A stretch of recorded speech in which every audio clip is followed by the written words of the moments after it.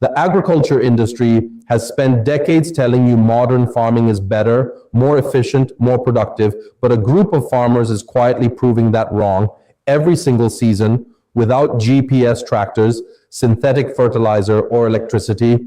Their yields, their soil, their pest resistance outperforms operations spending 10 times more. What they're using has been systematically buried. These aren't folk tales. The science has caught up. Today, you find out exactly what it is. When most people hear the word banned, they picture governments and courtrooms. That's not what happened here. What happened was quieter and in many ways more effective. After World War II, chemical companies that had been producing synthetic compounds for the war effort needed a new market. Agriculture was the answer. Synthetic fertilizers, pesticides, herbicides, an entire industry built almost overnight. And with it came a systematic effort to replace everything that came before. Agricultural extension programs shifted their entire curriculum toward chemical inputs. Research funding followed the money. Biological farming methods that had worked for centuries were reframed as primitive, inefficient, something to move past, and the soil has been paying the price ever since. According to a peer-reviewed study led by the University of Massachusetts Amherst, the Midwest alone has lost 57.6 billion metric tons of topsoil since farming began, at nearly double the rate the USDA considers sustainable. That number isn't a warning about the future. It's already happening. The global agrochemical market today is worth over $250 billion. That figure tells you everything about the incentive to keep farmers dependent on purchased inputs every single season. The Amish were never part of that system. They don't participate in government subsidy programs. They don't buy from corporate seed suppliers. They had no financial pressure to abandon what was working, so they didn't. Here's what surprises most people. Some Amish communities didn't hold on to these techniques purely out of religious tradition. They held on to them because the results spoke for themselves. The soil stayed rich, the pests stayed manageable, the yields stayed consistent without a single bag of synthetic fertilizer. What was buried wasn't primitive. It was inconvenient for a $250 billion industry. If this is already changing how you think about your garden, hit subscribe. There's a lot more where this came from. Most people assume the green revolution was purely a good thing. And on the surface, it looked that way. Higher yields, more food production, widespread adoption of new techniques across the globe. What the history books leave out is what got replaced in the process. Biological soil management, gone. Integrated pest systems built around natural predators, gone. Community seed libraries holding thousands of locally adapted varieties, systematically consolidated down to a handful of commercial options. The farming knowledge that had fed human civilization for thousands of years was reframed as something to upgrade away from. And most farmers facing financial pressure and surrounded by industry messaging made the switch. The Amish did not. And here's the misconception worth flipping directly. Most people think the Amish farm the way they do because of religious conviction alone. The deeper reality is this: they farm this way because it works, and they never had a reason to stop. Their communities operate outside corporate supply chains. They don't need to buy what they can grow, ferment, or build themselves. That self-sufficiency isn't a limitation, it's the whole point. What mainstream agriculture suppressed wasn't just a set of techniques, it was an entire philosophy. That a farm should become more self-sustaining over time, not more dependent. That soil should get richer every year, not more depleted. That pest pressure should decrease as your system matures, not require stronger chemicals each season. The Amish kept that philosophy alive. Now let's talk about exactly what it looks like in practice. Banned tech number 1, biological soil activation. The first technique is the one that threatens the fertilizer industry most directly, and it starts underground. Modern agriculture treats soil like a growing medium, something to hold roots in place while you pour nutrients on top. That framing is exactly backwards, and it's why so many gardens are stuck in a cycle of declining returns. Amish farmers treat soil like a living system because that's what it is. Healthy soil contains more living organisms per teaspoon than there are people on Earth. Mycorrhizal fungi that extend root reach by thousands of percent, nitrogen-fixing bacteria that pull fertilizer directly from the air, microbial networks that deliver nutrients in the exact form plants can absorb. A biologically active soil feeds itself. It doesn't need you to pour anything on it. It needs you to stop killing it. The technique Amish farmers use is fermented plant input. Nettles, comfrey, or yarrow gets packed into a bucket, covered with water, and left to ferment for 2 to 3 weeks. The result is a bioactive liquid feed dense with beneficial microbes. diluted 10:1 and applied directly to soil. No synthetic fertilizer, no expensive inputs, just fermented plants and water. To make it at home, fill a 5-gallon bucket 2/3 full with fresh plant material, cover with water, weigh it down, and leave somewhere warm for 2 to 3 weeks. Strain, dilute, apply every 2 weeks through the season. The smell is unpleasant. The results are not. Banned tech number 2, the stealth pest system. Here is a number worth sitting with. The global pesticide market is projected to exceed $130 billion by 2030. That is the size of the industry built around the assumption that you need to buy something to control pests. The Amish assumption is different. Pests are not a problem to eliminate with the purchased product. They are a signal that your system is out of balance. Fix the balance and the pest pressure drops on its own. Their solution runs on 3 layers operating simultaneously. Layer 1 is companion planting as pest confusion. Specific plant combinations interfere with how pest insects navigate to our target crops. Marigolds throughout tomato beds disrupt scent signals.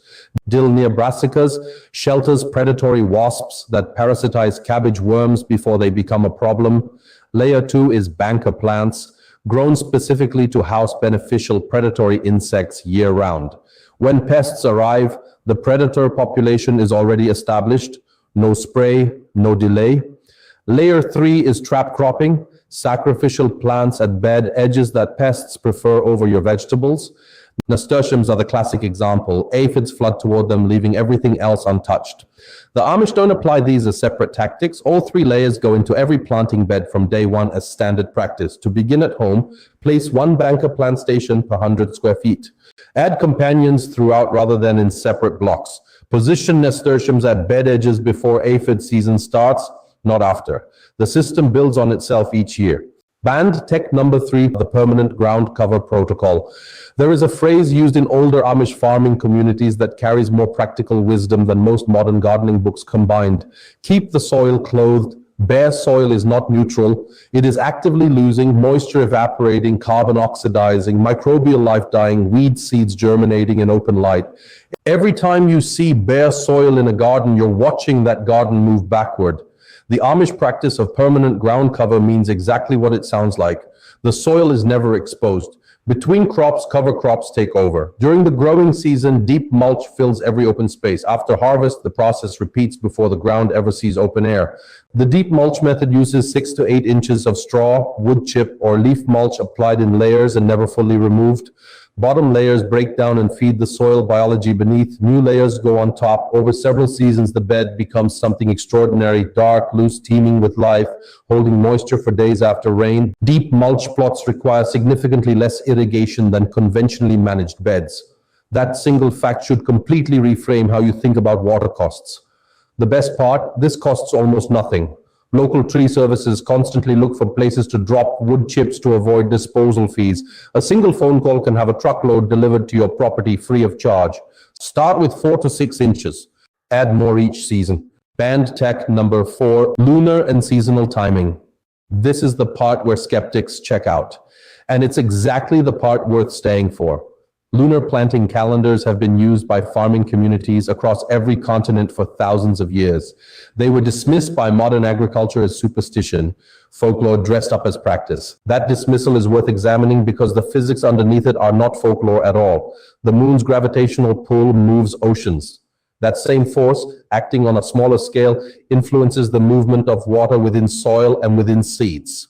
European agricultural research programs have documented measurable differences in germination rates and early plant development based on lunar cycle timing. NASA has formally documented lunar gravitational effects on groundwater movement. The same force that drives tides moves the water inside your soil. The Amish never forgot that connection. Modern agriculture chose to ignore it. In practical terms, Amish farmers plant root crops during descending moon phases when gravitational pull draws energy downward. Leafy and fruiting crops go in during ascending phases. Soil disturbance is avoided on full and new moon days when gravitational stress on soil structure is highest. You don't need to overhaul your entire garden schedule to use this. Free lunar gardening calendars are available online. Incorporating this into your planting takes 5 minutes of planning per month. The results won't be dramatic in year 1, but paired with everything else in this system, timing your inputs and plantings to natural cycles compounds everything else you're doing. Banned tech number 5, Seed sovereignty. Of all 5 techniques in this video, this one carries the most direct legal weight, and that alone tells you how seriously the industry takes it.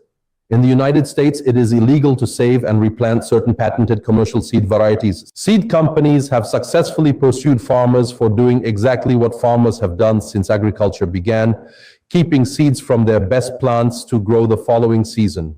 The Amish never adopted commercial hybrid seed. Their communities maintained seed libraries, collections of open-pollinated varieties passed down across generations, selected season by season for local performance. Here is how severe the consolidation has become. A comparison of USDA seed catalogs, National Seed Storage Laboratory records from 1983 found that 93% of all food seed varieties had effectively vanished from commercial sources. We went from 497 varieties of lettuce to 36. From 544 varieties of cabbage to 28. The Amish seed libraries are among the last living repositories of what was lost. Open-pollinated seeds saved from your best plants each season begin adapting to your specific microclimate, your soil, your rainfall, your local pest pressures.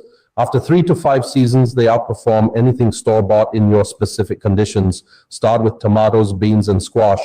Let your best plants reach full seed maturity, dry completely, and label everything with variety and year. Year 1 is a small act. Year 5 is genuine independence. You do not need an Amish community behind you. You do not need acres of land. Every single technique covered in this video scales directly to a raised bed, a container garden, or a small suburban yard. Here is how to build it without overwhelming yourself. Year 1, focus on 3 things only. Activate your soil with fermented plant inputs every 2 weeks. Apply deep mulch across every bed and keep it there. Add companion plants throughout your growing space rather than in separate sections. Those 3 actions alone will produce visible results within a single season. Pest pressure drops, moisture retention improves, soil texture begins to change. Year 2, add seed saving from your best performers. Start with 1 or 2 varieties. Refine your companion plant combinations based on what you observed. Introduce at least 1 banker plant station per bed. Year 3, incorporate lunar timing into your planting calendar. Add cover cropping to beds after harvest. At this point, your system is functioning. It is beginning to sustain itself. The full startup cost for year 1 is under $30 for most homeowners, and it decreases every year after that as the system becomes more self-sufficient. Compare that to a chemical garden where input costs rise annually as soil biology degrades and pest resistance builds. The Amish didn't invent any of this. They simply never stopped doing it, while everyone around them was sold a more expensive replacement. So let's bring this together. 5 techniques, all of them sidelined by an industry that profits from your dependency. All of them still running quietly on Amish farms, producing results that modern agriculture cannot match at the same cost. Living soil activation, biological pest systems, permanent ground cover, lunar timing, seed sovereignty. None of these require a large budget. None require chemicals. All of them get more effective every year you practice them. If this kind of content, real chemical-free practical gardening knowledge, is what you've been looking for, subscribe. New videos go up every week, and this is exactly the depth we go to every time. Drop a comment below telling me which of these 5 techniques you're starting with. I read every single one. And if you want to go deeper on breaking chemical dependency in your garden, the next video covers natural weed control methods that eliminate herbicides permanently without spending hours pulling by hand. The knowledge was never lost. It was just waiting for people willing to use it.